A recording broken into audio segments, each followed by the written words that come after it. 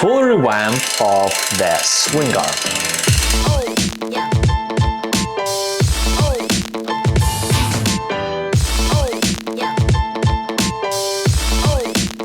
I haven't done it in the past, so bear with me, but I'm pretty sure I know most of the things to make sure that it goes smoothly. First things first, we'll remove the wheels in order to not have all that extra weight carrying us down.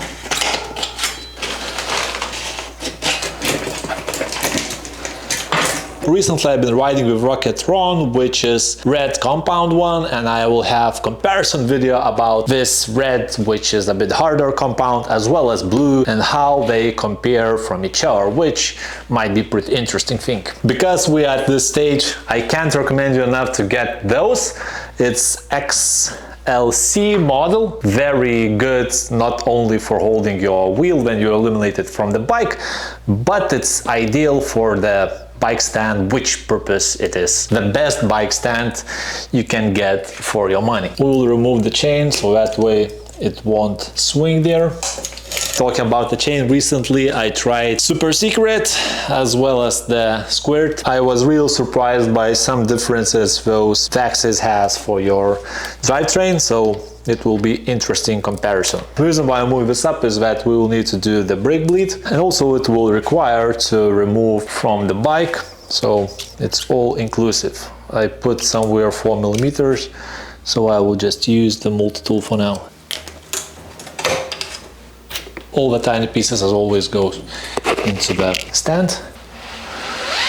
Probably it would be great to have additional 160 millimeters adapter for the brakes, just to have it fully new, but I have forgotten this, and yeah, we'll have to work it the way it is. Depending on the cranks which you have, most likely it will be SRAM levers. You have to remove the cranks just because that way you remove possibility of damaging your swing arm here. Avoid that.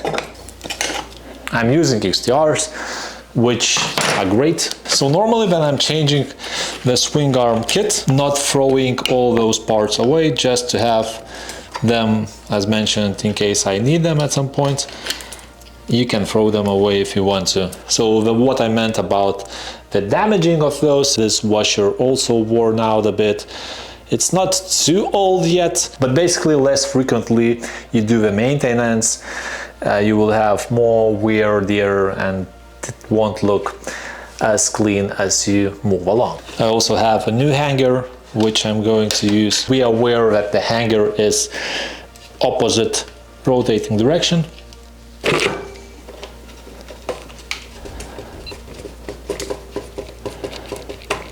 As always, headache to remove the brakes, so we are removing the pads. I've been using metallic ones for majority of purposes in Lithuania. They are a bit of an overkill. Actually, this cover could be removed later once we remove the swing arm itself. I can't stress enough how this one was useful. So basically, whenever I need to hold the swing arm in its place, I always use it and it just works brilliantly. It's actually less frequent to use it as its generic purpose to hold the handlebars rather than just some parts which needs to be held. One way or another, we need to remove the brake fluid, and for this purpose I finally got the workshop bleed kit, because previously I had the premium one, which for most of the cases worked fine. So the syringe is, let's say, average, and over time it's worn out. So for that purpose we will just have ability now to use better one. And the main difference between premium and workshop is that there are a few additional adapters, a better syringe, bleed blocks, which is like minor thing, but in general the main difference is syringe. Well, this one is also a bit better, but it's like minor thing, or maybe it's not. Look at it, it even has some place to cover it. Nice. Connecting it to the top, even though actually we're not going to use it there, but for now let's just do it this way in order later not to forget it. Also, this premium syringe is a bit better in sense where it connects to the syringe itself. On that basic one, it was plastic there, and it used to leak some oil, which is not a nice thing to have. That metallic inside the hose also allows to connect it more precisely, and it's not going to get away that easily, so it's a pro. Also, don't be too much worried about how that brake fluid looks like, because, well, terribly black. At least majority of the brake fluid will be eliminated, and in order to avoid spitting it all around the place, to use some paper.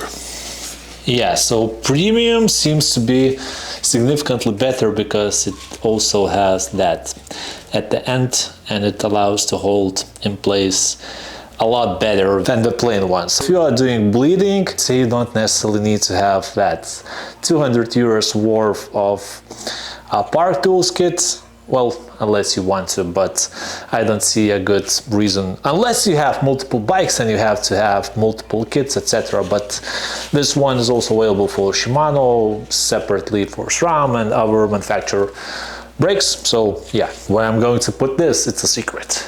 It will be a good idea to replace the shifting cable as well. Actually, I could leave the same brake hose, but I see some dents there, which are not too bad, but be aware that from both sides on that end there are rubber seals.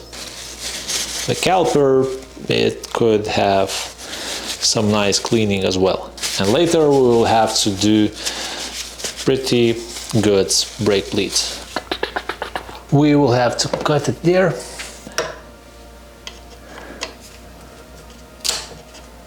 The last thing, we need to undo the bolt from the other side first, so it's 30 torques. Once you undo that bolt, those are separate pieces. And then you have two options. You can use 10 millimeters from this side, which is significantly better in my opinion, and it goes clockwise. So from this side, it's clockwise. Once you undo that, this one comes out, and all you have to do is to push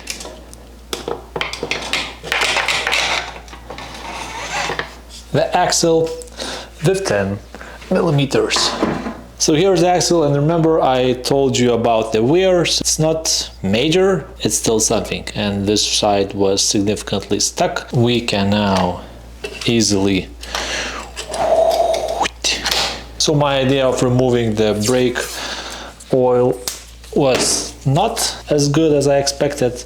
It's still leaking a bit, so I'm going to just attach paper. The main thing which I'm worried about is how later I will be able to pull the cables. Well, maybe it won't be that problematic.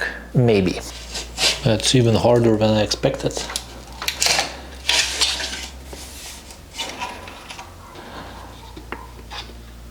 That's how it looks like.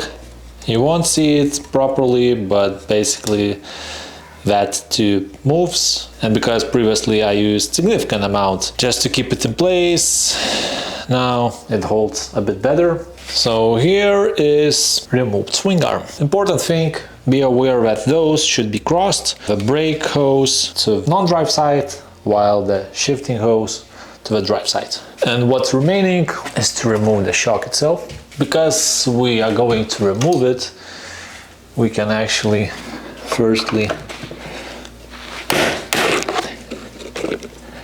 remove this bolt. Well, not exactly worn out, but not looking very nicely, so I'm going to replace them as well. It's worth noting what bolt you have inside. You can see that the one is with the dot, so 50 Newton meters with the dot, T30, so I will use the same one from the kit as well. In order to get loose the cable, it's easiest to use 2.5 millimeters and then just release the cable. That's the easiest thing to do. And actually, usually I'm removing that bolt completely and making sure I put it in the safe place. So that way I won't need to reapply that end plug, and it will be just easier next time.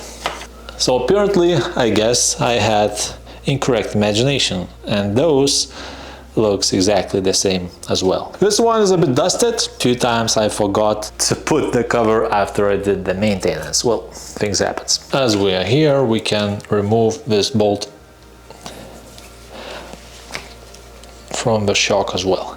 By the way, I have a spare shock, which is Kashima one, for the cases when I want to service this one and still use the bike. So I just swap it and give that for the maintenance. This is pretty much it, ready to roll, except the fact that we'll still remove those bearings, because for now I installed the used ones which I had, so they are not as smooth as I would want to. The left one is a bit busted as well. And the last thing which we can do is to remove that cover, because as I have a new one, I will use it.